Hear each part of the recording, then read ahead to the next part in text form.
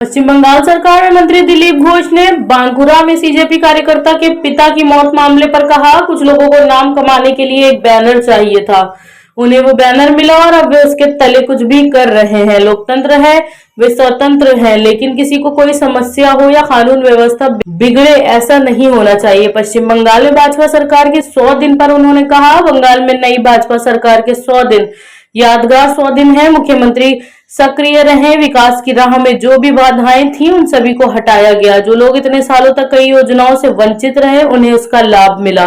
कई परिवर्तन और कई ऐसे निर्णय लिए गए जो बहुत पहले हो जाने चाहिए थे लेकिन नहीं हुए। बंगाल के लोग खुश हैं। क्यों जा रहे हैं, क्या प्रोटेस्ट कर रहे हैं, तो समझ में नहीं आता है।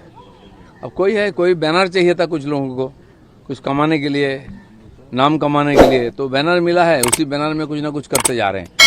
लोकतंत्र है, कुछ भी कर सकते हैं, लेकिन किसी की कोई समस्या हो, कानून व्यवस्था बिगड़े, ऐसा कुछ नहीं करना से ठीक है।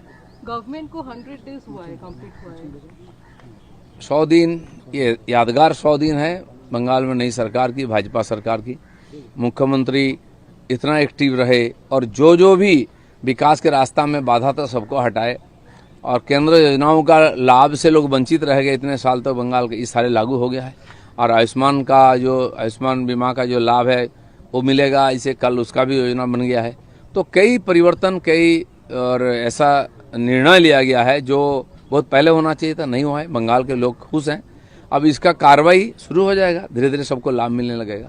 कंट्रोवर्सी हुआ है राहुल गांधी और सोनिया गांधी जब ये वंदे मातरम गीत चल रहे थे। देखिए, पहले से वंदे मातरम का अपमान, राष्ट्रगीत, राष्ट्रीय झंडा, सब चीज का, राष्ट्रीय प्रतीक, अदालत, सबका कांग्रेस बार बार अपमान किया है, केवल राजनीतिक हित के कारण।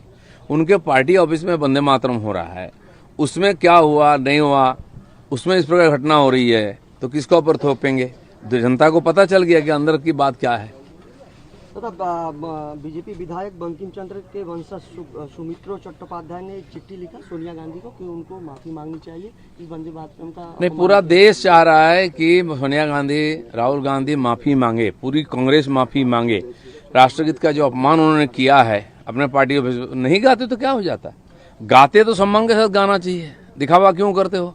तो सब पता चला ना क्या चलता है, कितना सम्मान करते हैं। तो इसलिए राष्ट्र के सामने माफी मांगना चाहिए सोनिया गांधी को। भारत में पूरे स्टूडेंट फ्रंट और बीजेपी की तरफ से प्रोटेस्ट चल रहा है इस वंदे मातरम को लेकर, गाने को लेकर, जहां पर सोनिया गांधी और राहुल गांधी ने इसको अपमान। आप देखिए बंगाल में वंदे मातरम को लेकर के कितना उन्मादना है, उत्साह है।